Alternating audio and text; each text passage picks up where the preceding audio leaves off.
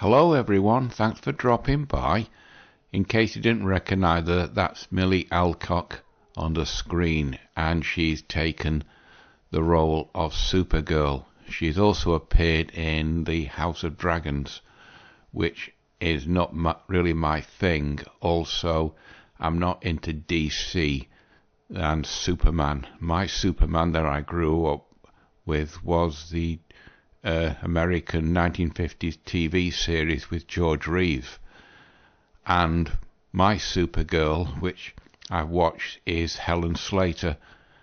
And the question, obviously, would I date Millie there? No, I'm 44 years older than her. Besides, she's Australian, and I don't really care much for Australian women after the treatment I had with the 3 eyes in my adolescence and teenage years. In the 11 years I was living in Perth, Western Australia. So I wouldn't bother dating Millie at all. She's a talented actress, but Supergirl is more of a James Gunn movie, and a job is a job in the acting profession, but it ain't going to make much money, so I hope Millie goes on to bigger and better things as her career develops. Anyway, enough about Millie. As you know, on the MGTOW channels there's been lots of talk with other MGTOW creators that are a lot more articulate than me about student debt and women having more student debt than men, because women tend to stay in college longer. So I thought I'd have a look around to see the level of debt in America, and it's some grim reading. So the first thing I found was this. As you can see, it's a site called Bankrate, and this was done on 14th of February, St. Valentine's Day this year. As you can see, consumer debt by gender. Is there a difference? And on average, men carry more debt than women across all categories except student loans. The gender pay gap affects women's ability to save, invest and build wealth. Even though women spend less and carry lower debt balances, they still feel more financial stress than men. And that's, as you can see on the TikTok channels, they sort of reflecting it, because men are no longer dating them and they're left all under Onio as strong independent women who don't need no men. But anyway, it says despite attempts at financial equality, gender continues to impact nearly every aspect of personal finance, including earning, spending, investing and consumer debt. And it says men on average earn more than women, allowing them to spend, save, borrow and invest. Women tend to be more cautious with money, which makes sense, they have less of it. And it says data is not robust for transgender and gender diverse individuals. Well, there's such a tiny percentage of the American population that they barely move the needle. And it drops down. Gender difference by financial gender. Statistics only a small part of the story. Regarding finances by gender, chromosome, sex and gender expression. You're either a male or a female. You don't have to express that at all. Do not affect someone's ability to manage money, build good credit or use debt responsibly or invest in the future. True, you have to live within your means. I have to, so the person has to balance his lifestyle with his income or her income. And it says on average women are still responsible for the lion's share of family caregiving and household labour, unless the guy lives on his own, negatively impacting their lifetime earning potential. Well, that used to be women stayed at home to raise the children and the man went out to work, but the government wanted women in the work to raise the tax base. And it says women also tend to suffer more severe financial consequences of divorce unless the woman gets half his stuff and the house. Now let's see what that brings up. Gender differences consequent divorce, a study by multiple outcomes. Academic paper. I'm not going through that. And it says, by contrast, men feel socially pressured to exude wealth and status regardless of their success, and frequently go into debt to keep up appearances. Well, more fool the guy for doing that. I don't show my wealth and success. I just dress as I've always dressed, casually, and you wouldn't think I've got a bit of money saved, but it's best to keep your mouth shut. And it says transgender individuals especially take on more debt. Why?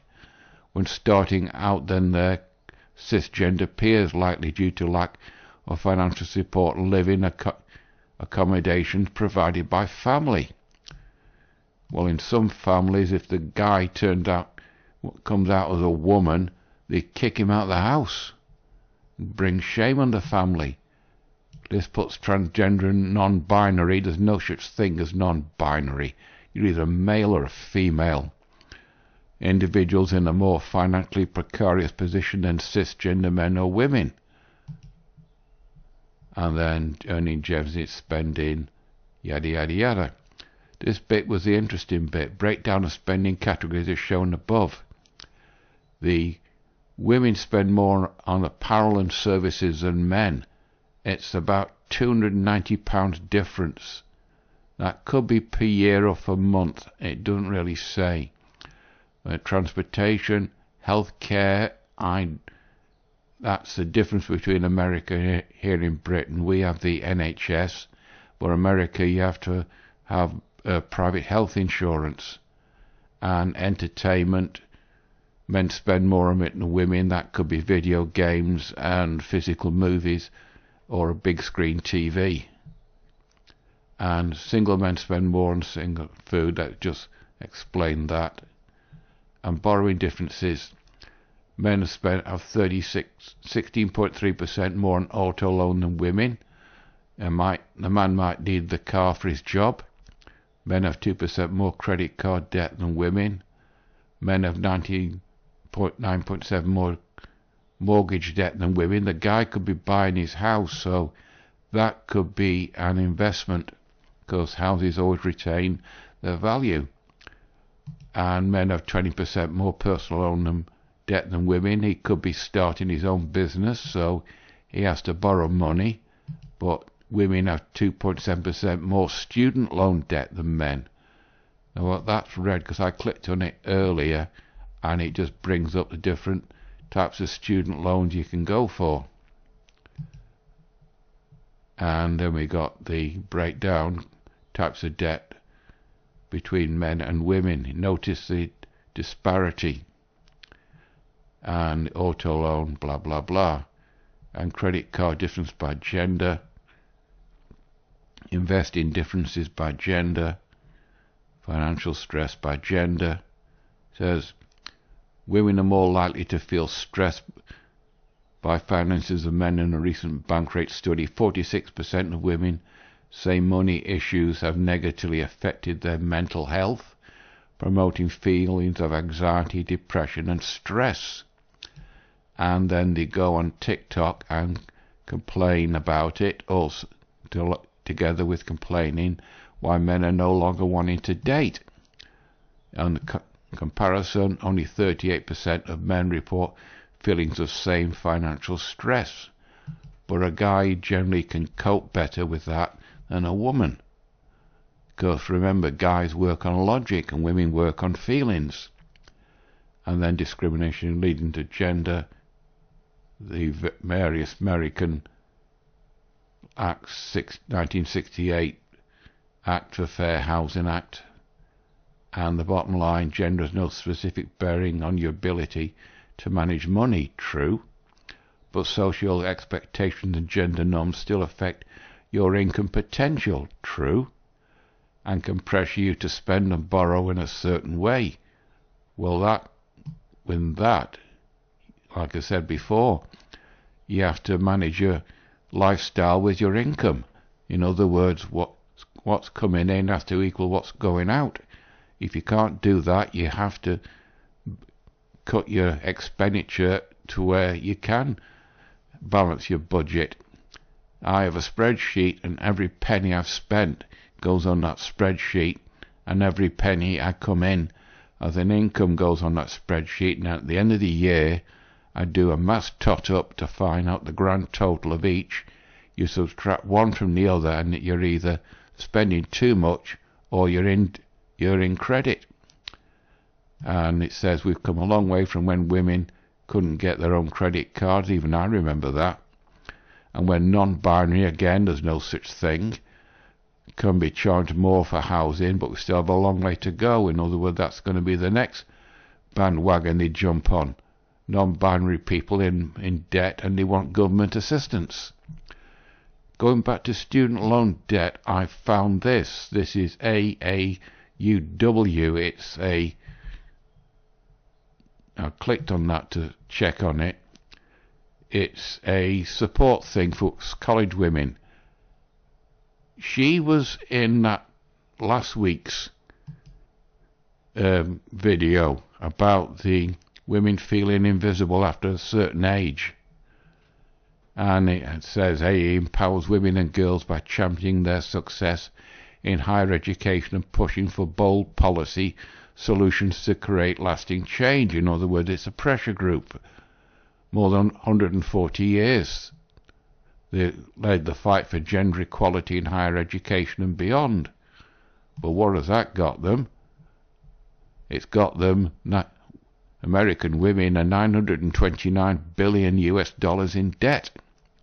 2/3 of America's student debt is held by women.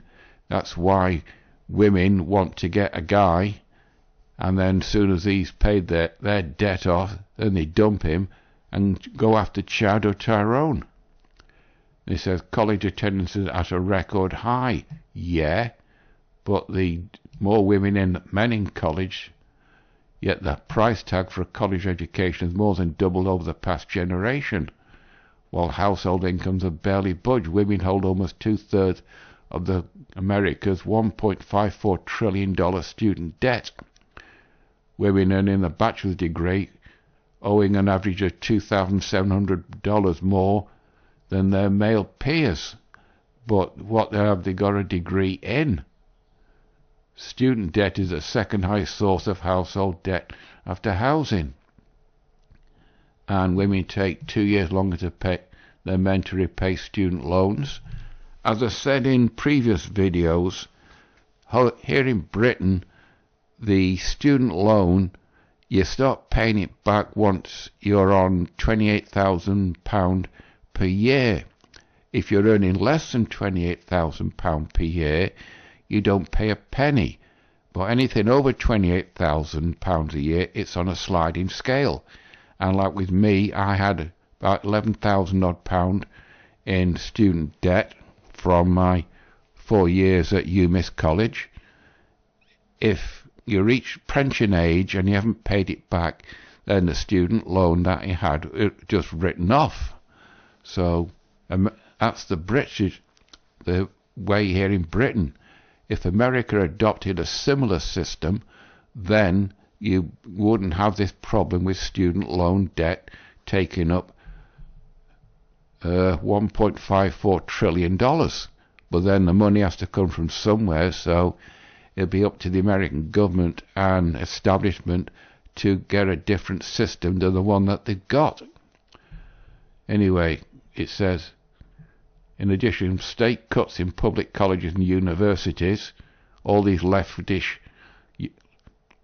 professors and college staff are being laid off because the colleges in America are just woke factories, where spending is down by $7 billion from 2008 levels. You notice 2008 is when MGTOW sort of gaining traction across America. A significant limit of affordability and access for many students. It's resulted in higher tuition, reduced services available, and closing of some campuses. These the courses on these campuses have probably turned out to be no damn good, and it's a useless piece of paper. In California alone, more than 139,000 students were denied admission from 04 to 14, and the state projected to be short of 1.1 million bachelor's degrees by 2030. Remember 2030, when 52% of American women will be single and childless and unmarried, single and child, will be single and childless due to state cuts of college funding. All these woke courses in places like California being axed. And then we have graphs, mean total borrowing by gender and race ethnicity. Notice black women have higher student loan debt than white women. Hispanic and Latin American women have less than white, and Asian Americans have the lowest. Asians are always studious. But our black brothers, they also have higher debt than white compatriots and the Hispanic and Asian compatriots. And then the solutions supports legislation to make more college more available to all students and help millions of borrowers across the country pay off their student debt. As I said before, if America took a look at how Britain's student debt is organised, they might get some tips to ease this burden. We need diverse solutions to address the college students, especially women, because this is a women-friendly site. During college and after college, Congress must pass legislation that would protect and expand Pell Grants, wherever there are, for low-income students, reduce the amount of student debt they have to take on completing a degree, help to eliminate gender pay gaps with their old whipping boy, and increase funding of public colleges and universities to support efforts to move toward tuition and debt-free options for students.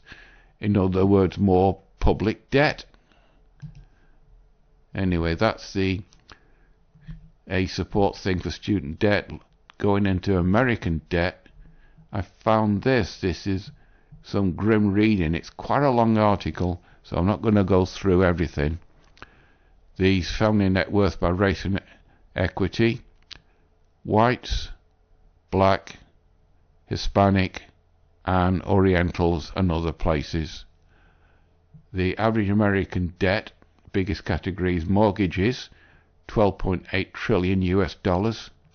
They make up 70% of the 18.2 trillion household debt in America. Then if you drop down, where's the bit that was interesting? Debt and race, mortgages and race. There we go.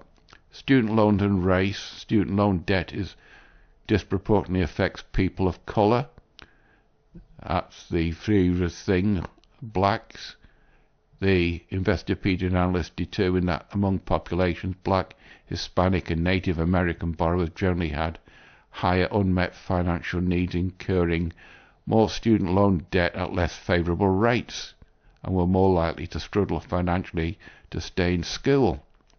Then we have the percentage, and women, once again, you notice, white women versus white men, black women versus black men, Hispanic and Asia Pacific Islanders and Orientals. That'd be Orientals, Asian. Debt and gender. Where it is. The median full-time yearly wage for men in America is $66,793. For women it was $55,244. But once again, the traditional, if a woman has children, who's going to raise the child? she has to pay child care, which means more further costs, or she stays at home and raises it herself. If she's not married, she's screwed because she's another single mom. And it says, whoops. While there's huge disparities in how much women owe to men, because women make less money, the debt-to-income ratio is higher. Also, in many households, the mortgage or car loan is in the husband's name. Notice husband, not partner. His debt, but the wife's income contributes to paying the bills. Women are often responsible for caring for children as a single parent, caring for aging parents, and have less financial safety net, making them vulnerable to debt and making it harder to pay off. This is where the complaining about men don't want to date them, all these single moms. Where's the child's father? Isn't he contributing to the raising of his offspring? And he says the one area where there's a big difference in debt is between women and men in student loans. Once again, women account for 63.6% of student loan debt, initially borrowing an average of $43,300, while men borrow $38,300. It also takes women longer to pay off their loans. Also, how they borrow the money for, i.e., what course. And then we have another last debt unpayable concerned household debt, medical bills, blah blah blah, and then all credit card debts and all the rest. As I showed you, it's quite a long article, and I naturally put all these links below. This bit was the interesting. The student loan defaulting on the gap.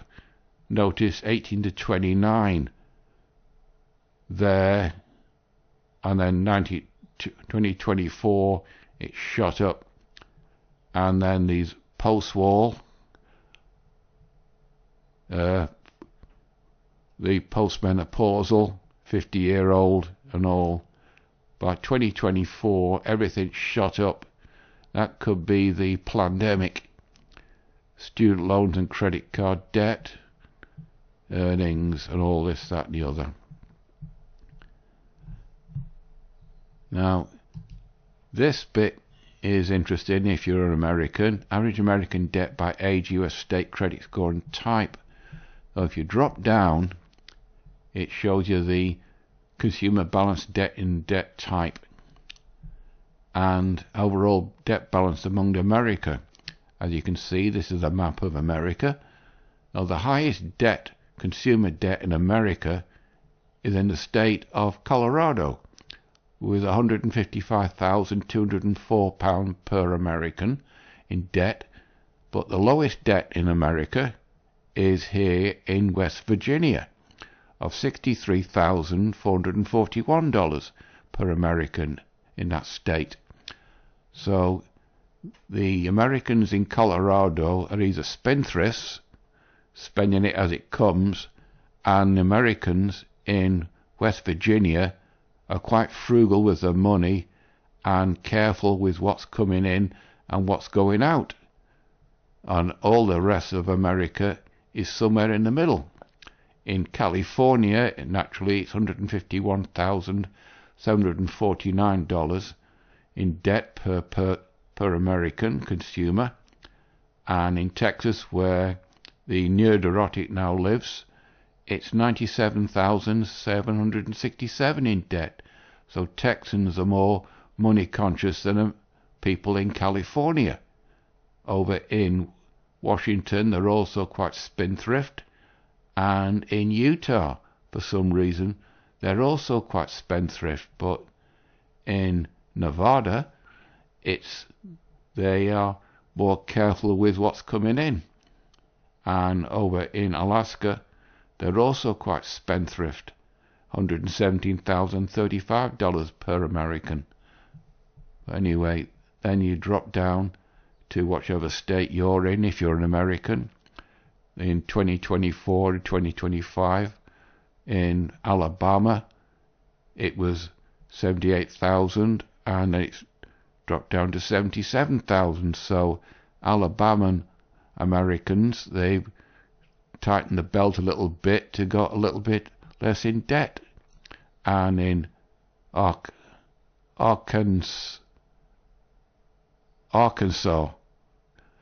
they've also tightened the belt, but they're still as bad off in 2024 as they are in 2025. But in Arizona, they spent more, but then the cost of living in Arizona could be more than in Arkansas. I wouldn't know. But anyway, we've got overall American debt balances by credit scores and percentage of total consumers, average consumer debt balance by age. There's Generation Z. They increase in debt 7.8%. Millennials, if you're a woman, they post-war, notice they're quite high in debt. But Generation X, that's quite high in debt. And I'll be in this one. We grew up in some lean times, so we're obviously a bit careful. And then total consumer debt in America and all sorts of things. To round this debt bubble off, I just found this: ranked country with the most government debt in 2025, and China is $18.7 trillion in debt. There's Japan, 9.8. There's America, though, 38.3 trillion. But Japan's debt to earnings ratio is 230%. So statistically, Japan is deeper in debt than the United States. And here's my country, $4.1 trillion in debt. You can blame that on the Labour governments, the being spendthrift, and the Conservative government are also as bad as the Labour. And there's France, 3.9, Italy, they're in real trouble, and even India, $3.4 trillion in debt, and Germany's also on thin ice, and Canada is also in poor financial situation. But on the MGTOW front, it's women are $929 billion in debt, and they want a guy to pay that debt off for them. Then when they're debt free, they'll leave him, take half his stuff, and if they've got children, take the child with them while they go after Chad or Tyrone. So beware. If she's friendly and she's got student debt, that's what she wants. She's with you for. She's not interested in you. She's just interested in your money. And if you're a high value man with a decent career that's growing, then beware. Otherwise, you're going to pay the financial price. Anyway, I think I'm way over the 20 minutes now, so I'll have to stop it now. I'll try and find something along a similar line in the MGTOW for next week. So until then, you all know the routine. Like, dislike, comment, etc. It's completely up to you.